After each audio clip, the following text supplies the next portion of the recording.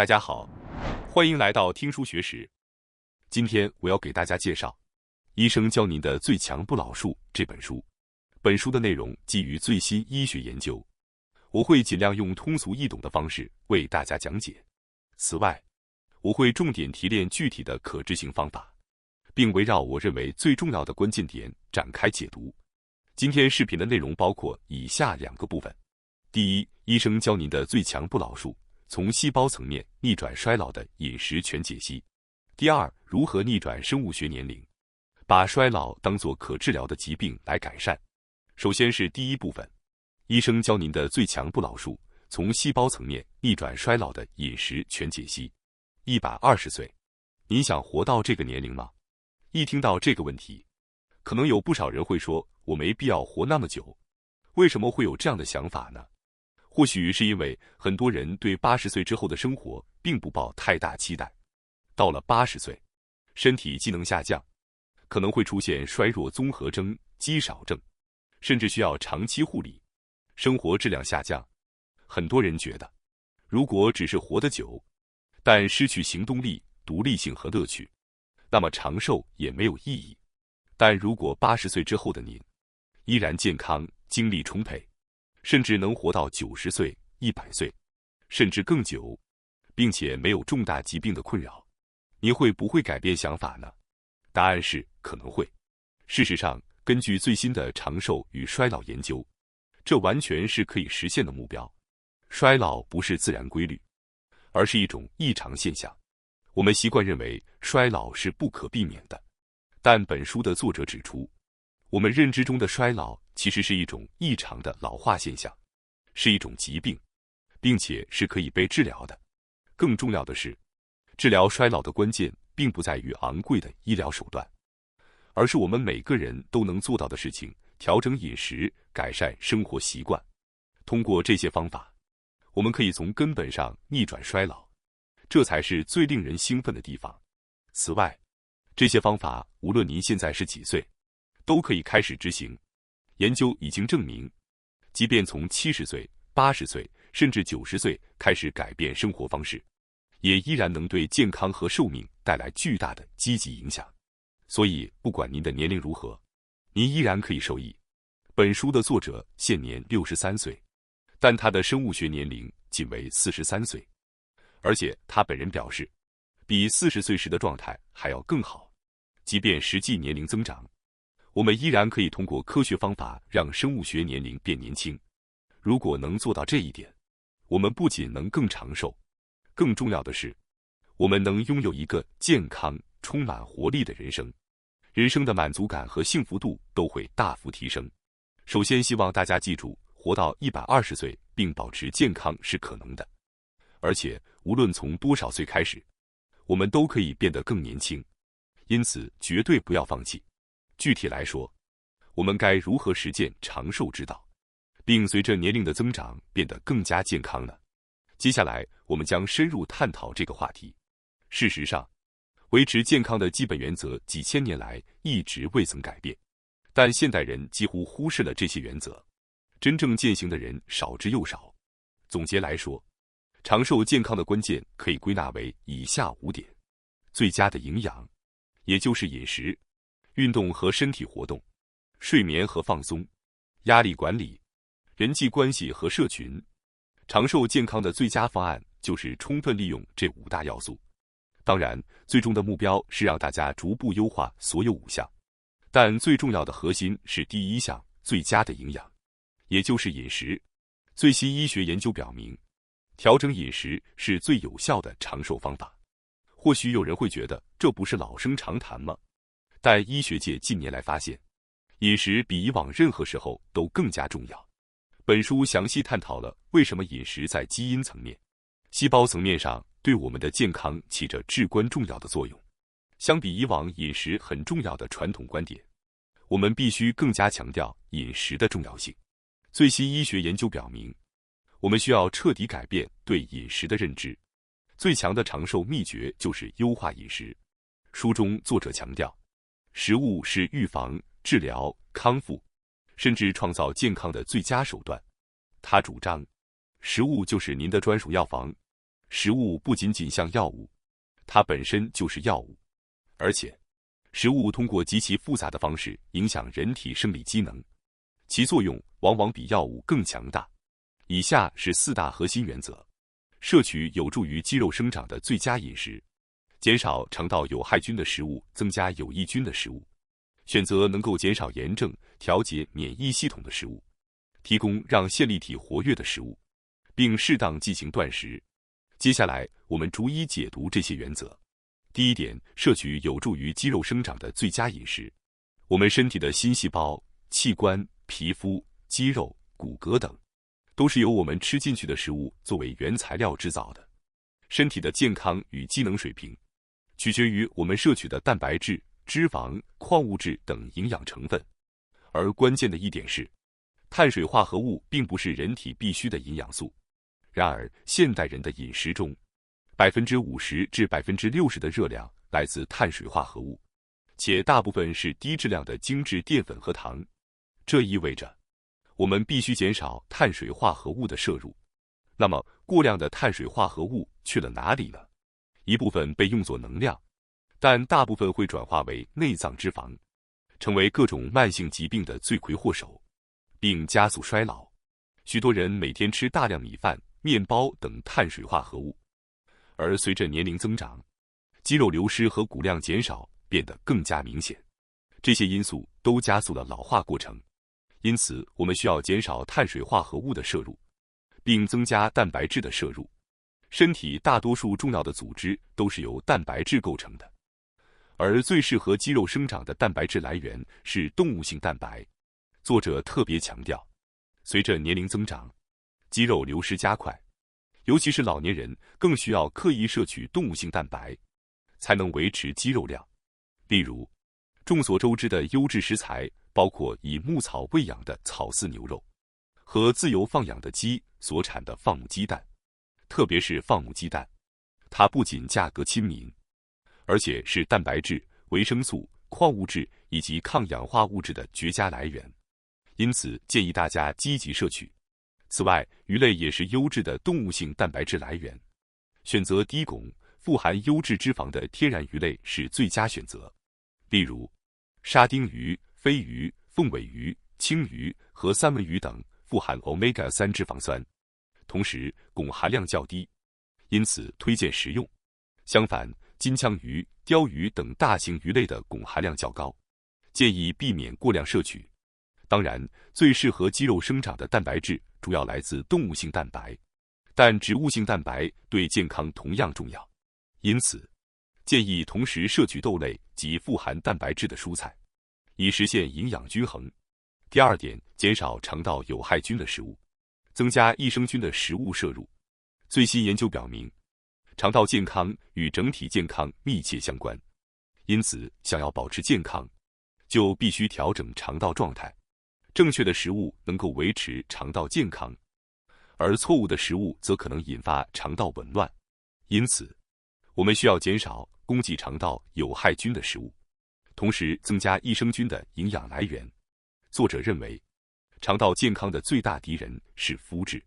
现代小麦比传统小麦含有更多促盐性蛋白，可能导致肠漏综合征。即便是对麸质不敏感的人，过量摄取麸质也可能影响肠道功能。此外，现代小麦在收割时通常会喷洒除草剂草甘膦，该物质已被证实具有致癌性。不仅如此，它还会破坏肠道菌群。因此，即使你认为自己不对麸质敏感，也无法避免草甘膦带来的健康风险。除了麸质，另一个破坏肠道健康的因素是淀粉和糖分。就像你喜欢吃甜食一样，肠道中的有害菌也同样喜欢。这些食物会促进有害菌在肠道内大量繁殖。此外，食品添加剂同样对肠道健康造成极大破坏。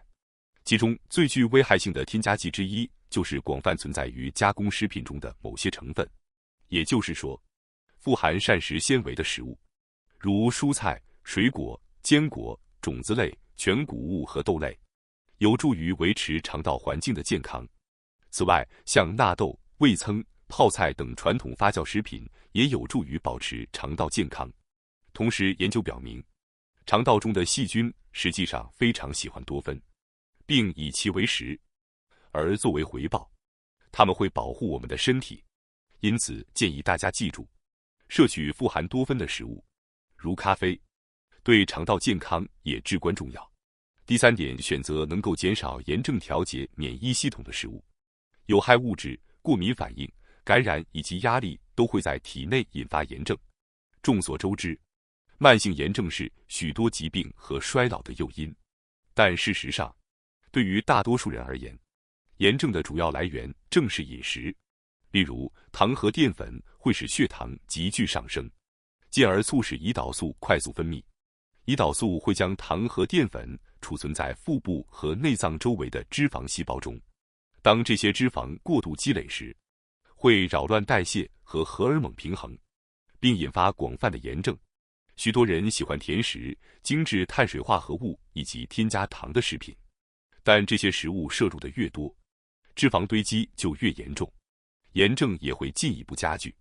此外，糖不仅会促进炎症，还会抑制免疫系统对感染的反应，增加肠道中的有害菌，导致肠漏症和更多的炎症。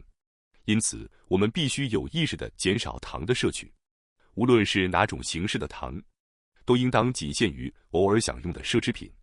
当我们减少糖的摄入，体内的炎症就会减轻，免疫系统也会恢复正常，身体状态也会随之改善，这是毋庸置疑的。除了糖，我们还需要注意的另一种物质是脂肪。脂肪与糖一样，可能是引发炎症的主要因素之一。在现代社会，由于加工食品的摄取量大幅增加，过量摄取 Omega-6 脂肪酸成为了一个严重的问题。人们普遍认为，现代人摄取过多的 Omega-6 脂肪酸，导致体内炎症的发生。虽然 Omega-6 脂肪酸是人体必需的营养素，但过量摄入却会带来负面影响。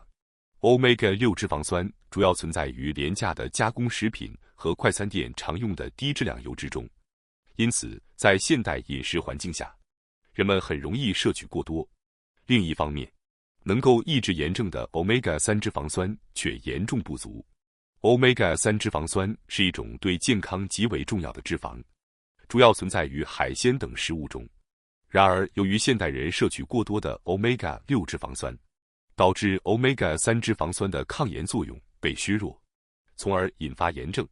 此外，除了 Omega-3 脂肪酸，橄榄油等富含优质脂肪的食品也是人体所必需的。因此，我们可以清楚地看到，脂肪是一种需要特别注意的营养素。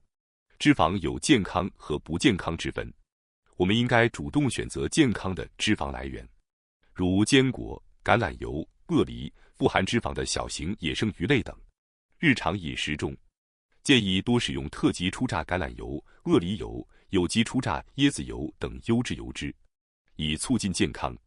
此外，基本上加工食品以及对健康有害的快餐食品，大多使用劣质脂肪，因此尽量避免这类食物，并从天然食材中摄取优质脂肪，对于抑制体内炎症和维持免疫系统的正常运作至关重要。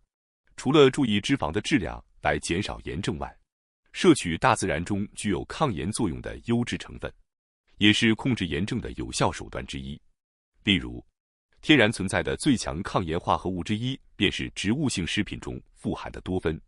多酚大量存在于颜色鲜艳的植物性食品中，如红色、橙色、黄色、绿色、紫色等。因此，应多食用这些颜色丰富的蔬果，比如特级初榨橄榄油呈现美丽的绿色，富含抗炎成分羟基酪醇。此外，除了多酚外，香料也是极为有效的抗炎食材，建议充分利用。蘑菇也是不可忽视的食材。蘑菇不仅能调节免疫系统，还含有可预防癌症的化合物，因此积极摄取蘑菇有助于维护健康。第4点，提供让线粒体活跃的食物。线粒体是细胞中的能量工厂，负责产生我们日常活动所需的能量。线粒体的功能是否良好运作，直接影响我们的健康状况和精力水平，因此务必要关注线粒体的健康。线粒体的运行机制类似于混合动力引擎，依靠脂肪和碳水化合物作为主要燃料来源。优质脂肪和优质碳水化合物是线粒体喜欢的食物，而劣质脂肪和劣质碳水化合物则会对线粒体造成损害。例如，反式脂肪酸或油炸食品中的氧化油脂，都会直接损害线粒体功能。MCT 油则是有助于修复、再生、重建线粒体的优质燃料，尤其是 MCT 油，它是线粒体极佳的能量来源，能够被高效燃烧，进而提升身体的表现力。MCT 油近年来在日本也越来越受欢迎，例如 MCT 油咖啡等产品已成为健康饮食的热门选择。此外，除了为线粒体提供适当的燃料，给予它们充分的休息同样至关重要。现代人无论白天还是夜晚，几乎都在不断进食，身体一直在消化食物，导致内脏和线粒体难以获得休息。然而，细胞和线粒体在休息时会发挥关键作用，例如清除体内的有害物质，回收旧的细胞部件，生成新细胞，并激活抗氧化和抗炎系统。如果长期不断进食，这些重要功能将难以正常运作。因此，偶尔尝试16小时断食或12小时断食，让细胞和内脏得到适当的休息，会对健康大有裨益。接下来是第二部分，如何逆转生物学年龄，把衰老当作可治疗的疾病来改善。我们将重点放在除了饮食之外的生活习惯，帮助大家最大程度地保持年轻状态。首先要介绍的，优化细胞层面年轻化的关键习惯，就是每天仅需10分钟的活动，就能自动改善各种衰老特征。在调整饮食的基础上，还有一个大家必须实践的高效方法，那就是每天步行10分钟。虽然这听起来很普通，但它对健康和延缓衰老的效果却极为显著。没有运动，就没有健康和年轻，这一点务必要牢记。运动是目前已知的最强大的抗衰老手段，它能自动改善各种衰老迹象。如果您觉得自己没有时间运动，那么迟早会被迫花更多的时间在疾病上，到时候您失去的时间将远远超过每天10分钟的运动。坚持运动的好处包括自动对抗衰老，改善血糖控制和胰岛素敏感性，帮助控制体重，降低心脏病、高血压、高胆固醇的风险，提升情绪，增强动力，改善认知功能，促进神经可塑性，提高大脑 BDNF 脑源性神经营养因子水平，预防老年痴呆，增强肌力和骨骼健康，防止因衰老或久坐不动导致的肌肉衰退，降低结肠癌、乳腺癌、子宫癌、肺癌等多种癌症的风险。由此可见，运动是最天然、最有效的抗衰老药。每天坚持10分钟的步行，就能让您的身体焕发年轻活力。此外，改善睡眠质量的同时，运动还能提高睾酮水平。运动的好处实在是数不胜数，其中甚至包括延长寿命的作用。研究表明，仅仅每天步行10分钟，就能让寿命延长数年。因此，对于目前没有运动习惯的人来说，不妨从每天步行10分钟开始，迈出健康生活的第一步。一旦养成了步行的习惯，可以逐渐增加运动量，每周进行75至150分钟的更高强度运动，从而进一步改善健康。如果能在步行的基础上，每周3到4天加入深蹲、俯卧撑等肌力训练，那就更完美了。接下来我要介绍第二个优化细胞层面年轻化的习惯——卡路里限制。大家是否知道，科学已经明确证实，减少卡路里摄入或进行短期进食，可以延长健康寿命和总体寿命。在长寿科学研究中，已被确认为有效的现象之一就是降低热量摄入，使身体进入饥饿模式，能够在长期内对健康和寿命产生显著的积极影响。不过，这并不意味着必须采用极端的节食方式，也无需忍受过度的饥饿感。我们可以通过限时进食策略，在不必忍饥挨饿的情况下实现卡路里限制。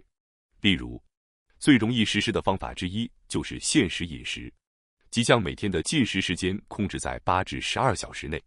例如，如果晚上7点吃完晚餐，第二天上午9点吃早餐，那么就能自然地形成14小时的空腹时间。这段空腹时间对健康至关重要。根据个人的健康状况和体重管理需求，可以每天进行限时饮食，或者每周执行3至4次。更进一步的做法还包括24小时断食或更长时间的进食。当然，这些更严格的方法适合愿意尝试的人，但对于大多数人来说，最优先考虑的还是在日常生活中先养成8至12小时限时进食的习惯。一旦亲身感受到体重减轻、精力充沛等积极变化，再逐步挑战更长时间的进食也是不错的选择。接下来我要介绍第3个优化细胞年轻化的习惯——冷热疗法。我们大多数人都习惯于在温度舒适的环境中生活，比如夏天开空调，冬天开暖气，始终处于适宜的温度。但书中提到，刻意让身体暴露在温度调节范围之外，其实是一种强大的健康刺激，有助于延缓衰老，提升健康水平。寒冷疗法不仅能促进新陈代谢，还能刺激多巴胺的分泌，提高专注力、注意力和幸福感。因此，建议每天进行1至4分钟的寒冷刺激，例如，每天早晨用冷水冲澡1至2分钟，在浴缸中放冷水并浸泡1至4分钟。如果想增强效果，可以在浴缸中加入冰块，使水温更低。透过这些简单的寒冷刺激，我们可以激活体内的抗衰老机制，改善新陈代谢和精神状态，从而在细胞层面保持年轻活力。特别是冷水淋浴，是一种任何人都可以轻松实践的方法，因此对于初学者来说非常容易上手。只需在洗澡时将最后30秒切换为冷水，就能期待一定的效果。此外，逐步尝试让身体适应高温的温热疗法也是一个不错的选择。科学研究表明，提高体温有助于改善情绪，促进心血管健康，并延长寿命。温热疗法可以减少压力，提升心情，是一种简单有效的长寿黑客技巧。例如，定期泡热水澡可能是最简单的方式之一，或者利用近年流行的桑拿也是非常推荐的选择。关于桑拿的健康益处，已经有大量的科学证据支持，显示出显著的健康效果。当然不要勉强自己，但如果能在能力范围内逐步尝试，将有助于促进健康。接下来第4个优化细胞层面年轻化的习惯，就是找到人生的意义和目标。那么，大家是否拥有自己的生活意义和生存目标呢？事实上，全球著名的长寿地区蓝色区域中的人们，通常清楚自己在社区中的角色和人生目标，他们的生活中充满了意义和目标，而这正是他们长寿的关键之一。根据美国国家老龄化研究所的研究，拥有明确人生目标的人，比缺乏目标的人平均能多活7年。此外，另一项针对7000名成年人的研究发现，人生目标感得分最低的人，其死亡风险是得分最高者的2倍。许多人认为，为了提升生活满足感或避免无聊，找到人生的意义和目标是非常重要的。这一观点不仅正确，而且在科学上也得到了验证，人生的意义和目标对健康至关重要。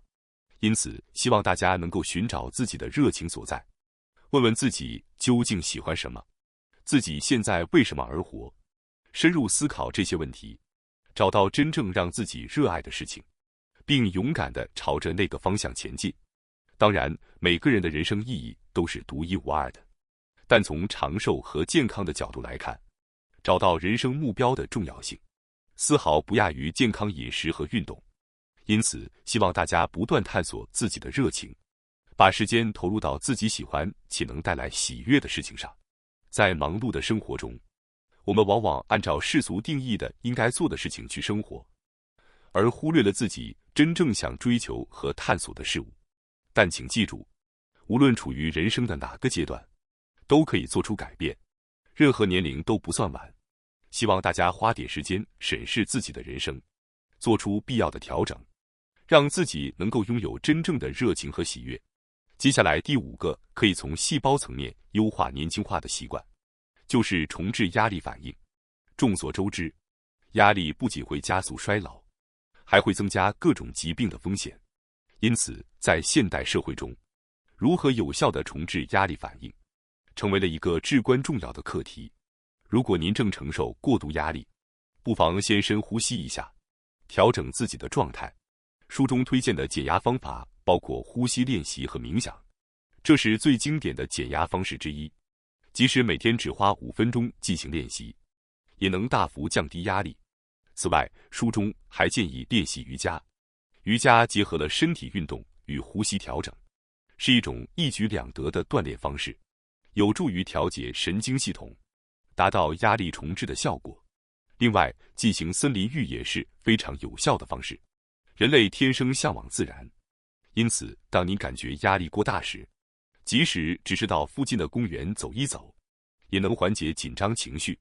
还有一个简单有效的习惯，就是在早晨醒来时，写下3件让自己感恩的事情。可以在床头放一本笔记本，醒来后立刻拿起它，记录自己感激的3件事。这个感恩练习可以为健康和幸福带来惊人的积极影响。请记住，健康的生活方式并不需要一夜之间彻底改变，而是通过一点一滴的积累，让身体和心灵都变得更加年轻和有活力。感谢大家收看今天的节目。如果你喜欢我们分享的内容，记得点赞、订阅并开启小铃铛通知，第一时间获取我们的更新。在下次的节目中，我们将继续为大家分享更多有益的书籍。再次感谢大家的支持，我们下期再见。